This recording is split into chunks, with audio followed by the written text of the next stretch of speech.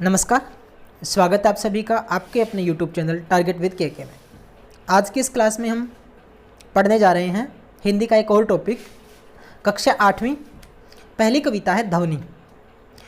धवनी कविता के जो कवि हैं श्री सूर्यकांत त्रिपाठी निराला जी हैं। तो निराला जी ने इस कविता के माध्यम से, धवनी कविता के माध्यम से व्यक्ति के जीवन में निराशा के भाव को त्याग करके एक नई आशा, नई उम्मीद यानी सकारात्मक विचारधारा के साथ जीवन में दृढ़ संकल्प के साथ निरंतर जीवन में काम करते रहने की, कर्म करते रहने की प्रेरणा देते हुए बताया है।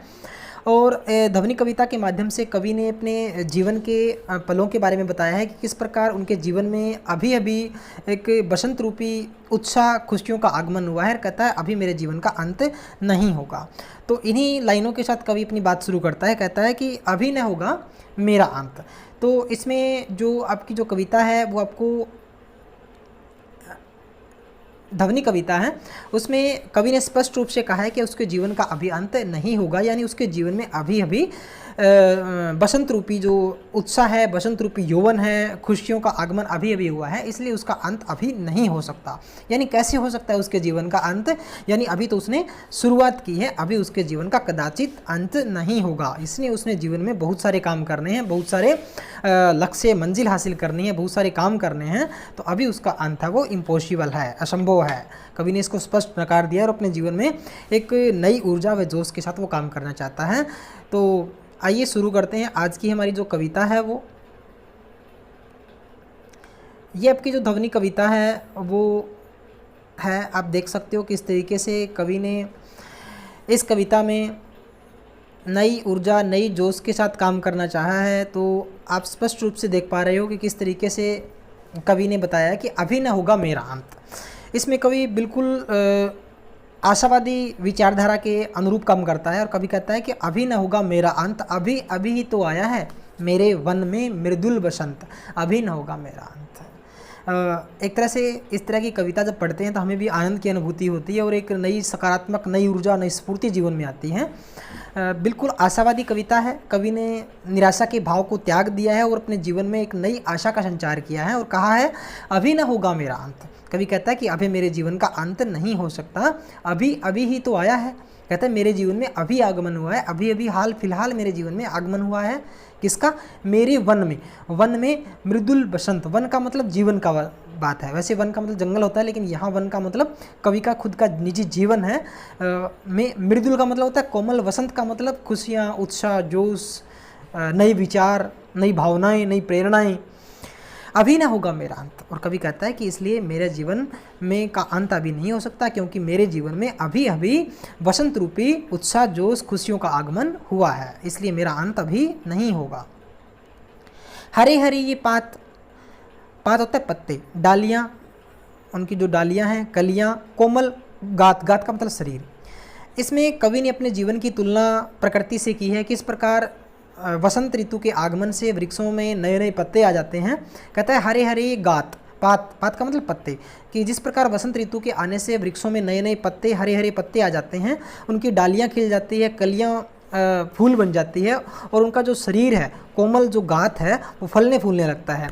उसी प्रकार कवि कहता है कि मेरे जीवन में भी अभी अभी नई नई खुशियाँ, नई नई प्रेरणाएँ, नया जोश मेरे जीवन में उत्साह का संचार हुआ है।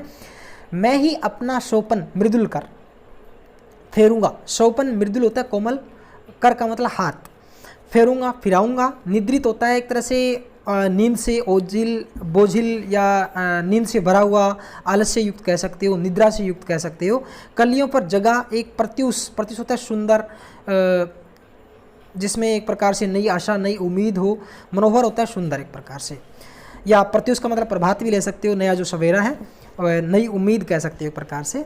इसमें कवि कहता है कि जिस प्रकार वृक्षों, वसंत ऋतु के आगमन से वृक्षों में नए नए पत्ते खिल जाते हैं, उनकी डालियाँ, कलियाँ, उनका जो शरीर है, कोमल जो गात है, वो फल फूल जाता है, उसी प्रकार मेरे जीवन में नई उत्साह, नया जोश, नई प्रेरणाओं का आगमन हुआ है।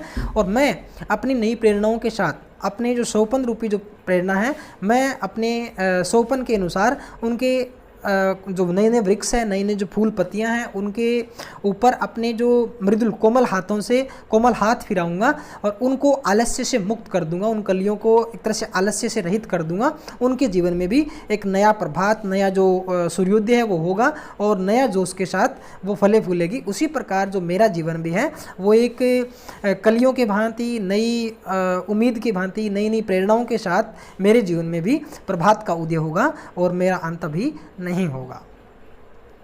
अगला जो आपका पद्यांश है, पुष्प पुष्प से तंद्रा लालसा खींच लूँगा मैं। अब देखो कवि बिल्कुल पॉजिटिव सकारात्मक विचारधारा के मूड में है और कहता है कि पुष्प पुष्प से, पुष्प होता है फूल, कहता है फूल फूल से है, यानी हर एक फूल से, प्रकृति के हर क्षण से, हर एक नज़ारे से। तंद्रा से होता है आलस्य एक प्रकार से, तंद्रा नींद को कहते हैं वैसे। लालसा, लालसा मतलब उम्मीद, इच्छा, सींच लूँगा मैं, अपने नव जीवन का अमृत शहर सींच दूंगा मैं। और कवि कहता है कि मैं जो प्रकृति के जो फूल हैं, एक एक फूल है उसमें जो आलस्य छा गया है, एक प्रकार से जो मुरझावट आ गई है, कहता है बसंत ऋतु के आगमन से मैं उनमें, जिस प्रकार बसंत ऋतु के आगमन से हर एक फूल की जो निद्रा है वो भाग जाती है और वो उसमें नई ताजगी आ जाती है, नई लालसा, इच्छा जाग जाती है, उसी प्रकार मैं अपने जीवन रूपी जो अमृत, अमृत का मतलब यहाँ जीवन का सुखद पल से लिया गया है। अमृत का मतलब वैसे शहद या मीठा होता है, लेकिन यहाँ पे आशावादी विचारधारा से लिया गया है। कहती कि मैं, कवि कहता है कि मैं अपने जीवन का अमृत शहर सींच लूँगा और कहता है कि मैं अपने जीवन में जो खुशी रूपी उत्साह, वसंत का आगमन हुआ है, उससे अपना जो जीवन है उसको खुशी खुशी के साथ सींच लूँगा, यानी उसमें मिठास भर दूँगा, आशा भर दूँगा, नई उम्मीद है वो भर दूँगा। द्वार दिखा दूंगा फिर उनको, द्वार दिखाने का मतलब, द्वार का मतलब दरवाज़ा होता है, लेकिन यहाँ मंजिल से लिया गया है, लक्ष्य से लिया गया है, जिस मंजिल तक कवि को पहुँचना है।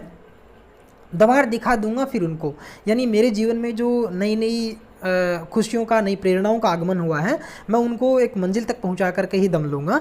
है मेरे भी जहां अनंत, कहता है मेरे जीवन की जो अनंत, अनंत का मतलब जिसकी कोई सीमा ना हो, जिसका अंतिम या जिसका कोई अंत ना हो, जिसका कभी अंत ना हो, कहता है मेरे जीवन में ऐसी खुशियाँ आई हैं, अभी न होगा मेरा अंत। और कवि कहता है कि मेरे जीवन में अभी अभी बसंत रूपी उत्साह, खुशियों का आगमन हुआ है, इसलिए मेरा अंत अभी नहीं हो सकता।